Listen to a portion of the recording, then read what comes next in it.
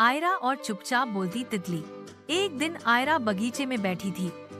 हवा में हल्की ठंडक थी और फूलों पर रंग बिरंगी तितलियां उड़ रही थीं। तभी एक नीली तितली उसके पास आकर बार बार उसके कंधे पर बैठने लगी। आयरा ने मुस्कुराकर कहा, क्या तुम मुझसे कुछ कहना चाहती हो? तितली ने पंख फड़फड़ाए, लेकिन कोई आवाज नहीं आई। आयरा थोड़ी उलझन में थी। वह चुप हो गई और ध्यान से तितली को देखने लगी। कुछ देर बाद तितली ने धीरे से कहा, धन्यवाद आयरा, तुमने पहली बार बिना बोले मुझे सुना। आयरा चौंकी। तुम बोल सकती हो? तितली बोली, हाँ, लेकिन मेरी आवाज केवल वही सुन सकता है जो ध्यान से सुनता है, शांति से। फिर तितली ने बताया कि पेड़ों, फूलों और पक्षियों की भी अपनी भाषा होती है, लेकिन शोरगुल में वो खो जाती है। आयरा ने आंखें बंद की और सिर्फ हवा, पत्तियों और तितलियों की फड़फड़ाहट सुनने लगी। उसे लगा जैसे बगीचा मुस्कुरा रहा हो।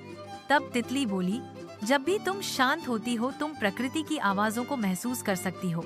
अगले दिन आयरा स्कूल में बैठी थी। जब टीचर पढ़ा रही थी, कुछ बच्चे आपस में बात कर रहे थे। आयरा शांत रही और ध्यान से सुना। टीचर जो कहानी सुना रही थी उसमें भी एक तितली थी। घर लौटकर उसने मम्मा से कहा, मम्मा, जब हम चुप रहते हैं तब असली बातें सुनाई देती हैं। तो आज हमने सीखा, ध्यान से सुनना और शांत रहना भी एक सुंदर कला है जिससे हम प्रकृति और दूसरों को बेहतर समझ सकते हैं।